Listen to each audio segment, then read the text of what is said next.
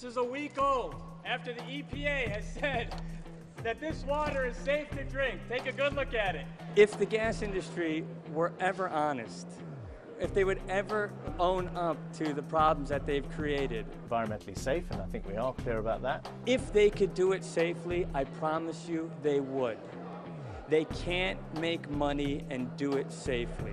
What have you seen? I mean, what are some of the stories regarding hydraulic fracturing that have really stuck out to you that you found most disturbing? Environmentally safe, and I think we're all clear about that. There were people there who were, I found out that there were families fighting against families and families that were split up because they were basically being tortured. You know, they're getting offered $5,000 an acre to lease their land. But the problem is, you know, they're only supposed to lease it for a couple of years, but the problem is when they come back, the land is useless.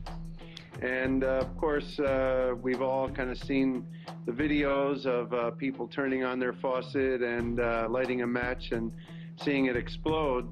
And I mean, let's face it, without clean water, there's no life. Environmentally safe, and I think we're all clear about that. The issue has raised red flags around the country. Some celebrities are even jumping on board to raise awareness of the dangers of fracking. Wow, nice clean water. Someone apparently didn't think actor Mark Ruffalo was doing it right. He just discovered he's been placed on a terror alert watch list after his actions caught the eye of the Pennsylvania Department of Homeland Security. All we're saying here in New York is like, hey, we don't have to do this here. And we can slow down and we can make sure that we do this right. Environmentally safe, and I think we're all clear about that. Polluted drinking water of hundreds of other people. People like Pat Vernelli in Dimmock, Pennsylvania. This is a catastrophe.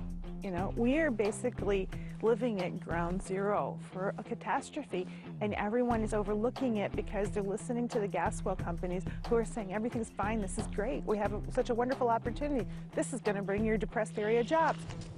Some residents save their water to show others what they're dealing with. Others say they can light it on fire. And in Louisiana, 17 cows grazing near a drilling site were found dead after the fracking fluid runoff got into their drinking water. Environmentally safe, and I think we're all clear about that. Fracking responsible for killing off an alarming amount of livestock around the nation? Authors of a new report looked into 24 different case studies in 6 different states where hydraulic fracking is taking place to find out why livestock is getting sick and dying. Their conclusion? It's the fracking chemicals. For example, in Louisiana, the study found 17 cows that died after being exposed to spilled fracking chemicals for only 1 hour. In central Pennsylvania, about 140 cattle were exposed to fracking chemicals. Half died. Environmentally safe, and I think we're all clear about that. And if this is what fracking is doing to the animals, what might it be doing to people? As the study's authors says, exposed livestock are making their way into the food system, and it's very worrisome. They live in areas that have tested positive for air, water, and soil contamination. Some of these chemicals could appear in milk and meat products made from these animals.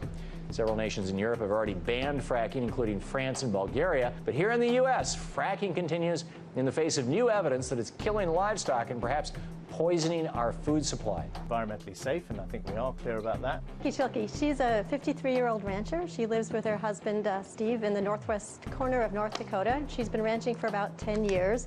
She's got, she never let the oil and gas companies on her property, but a couple years ago, one of them put a rig on her property line. There's 32 other rigs around within 3 miles of her property. But when they put this one on the property line, there was a blowout, there was some problems with a leaky well, and she started noticing problems with her cattle. They started limping, they had infections, they dropped from 60 to 80 pounds a week. The mothers stopped producing milk for their calves. And in 5 of the cattle, their tails dropped off. Eventually 5 of them died. Actually, one very expensive bull had to be shot and 4 other cows died. Scientists who have looked at this are worried, and that this might be an early warning for us, looking at these cattle who are dying of respiratory failure, who are dying of infections, massive organ failure, and those are the animals who are not making their way into the food system. But what about their herd mates who have survived and might be sick but aren't stumbling around and who are making it into the food system? So people who are drinking milk and eating meat products, and I'm assuming this is not obviously limited to cattle, there's fracking around chicken farms and everything everything else. The food that people are eating may itself be contaminated with carcinogens, with oil derivatives and things. These fracking chemicals. Environmentally safe, and I think we are clear about that. The dangers of fracking to the environment and to public health are so serious, in my opinion, that they cannot be regulated for. That's why I signed the amendment seeking a total ban, and when that amendment was defeated, I voted against the report as a whole. Incredibly, the water used for one single well for fracking would supply 10,000 Europeans with water for a whole year. And a recent German study states that the global warming footprint of shale gas extracted at a depth of 1,000 meters is 30% larger and is twice as large for gas obtained 2,500 meters down compared to natural gas. This environmentally dangerous practice must be banned. It's precisely the same big oil, big gas companies that have already made super profits and have already endangered our environment who now tell us that shale gas is safe, there's no problem. They simply cannot be trusted. Instead of relying on them, the public sector must become the spearhead of investment into research and development and infrastructure to develop green energy production. This can be financed through taking the massive accumulated profits of both big oil into democratic public ownership. Environmentally safe, and I think we are clear about that. Pennsylvania is already at the center of a natural gas boom, but as Tony Guida reports, the drilling in one town may be damaging the water. In tiny Dimmock, Pennsylvania, there is trouble just below the surface. Methane in some of the water wells, enough for ignition at the tap, made famous by a scene from the documentary Gasland. Dimmock, population 1,400, has become ground zero in a national battle over hydraulic fracturing, or fracking, a controversial technique for extracting natural gas. I spent Christmas Day looking for water, New Year's Day looking for water, this past Sunday looking for water. The water has Craig Sautner and other residents of Dimmock have lived with contaminated wells for more than 3 years. In fact, tests analyzed by the federal EPA found Sautner's water contains toxic levels of arsenic, barium, manganese, and glycol compounds known to be common in drilling fluids. The cause, fracking by the Cabot Oil and Gas Company. This according to John Hanger, former head of the state's Department of Environmental Protection. There are 18 water wells that have been impacted by poor gas drilling in Dimmock. Fracking involves millions of gallons of sand, water, and potentially toxic chemicals blasted deep into the earth, shattering underground shale and freeing natural gas for collection. It's at the surface where spills and blowouts cause chemically infused water to seep into the water table.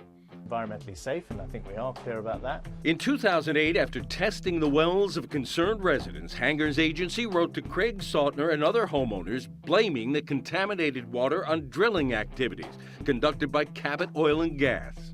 The water came out looking like coffee with milk in it. The state agency ordered Cabot to stop drilling new wells and to deliver fresh water to affected residents. But now, 3 years later, Pennsylvania's environmental agency has changed its mind. A new administration tells CBS News there is no evidence in Pennsylvania of fracking ever having contaminated drinking water, and said Cabot no longer has to deliver water. All of a sudden this year they're saying there's nothing wrong with the water. How would he even know? The guy has never been to Dimmock, and nor does he ever plan on coming to Dimmock. Enter the federal government. 8 days ago, the EPA made its first freshwater delivery to Dimmock after its analysis raised flags. Our ultimate goal is for everybody to have clean water, that's all. Now the EPA will do its own investigation of the water. I want this to happen as quickly as possible, provided, of course, we're clear that it's environmentally safe, and I think we are clear about that. I think it's going to happen soon. If you look at the Planning Commission, I think one of the things that's going to help is we're saying local communities must benefit from this new form of energy. And we're saying that local communities should get, for example, at least £100,000 for every fracking well that's created. We're making sure that communities feel part of it. This is what's happened in the United States, and it's made it a real success in the US. And look, ultimately, what does this all mean for someone watching this? It means their gas bill is cheaper, the cost of heating their home is cheaper. That's why it's so important.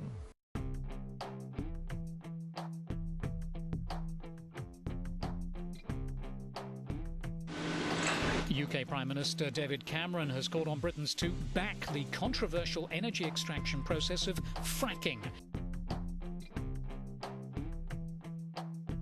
In a newspaper editorial, Cameron says not backing the technology would mean a massive missed opportunity to cut fuel bills and create tens of thousands of jobs. He insists it is safe. So how much power does big business really have?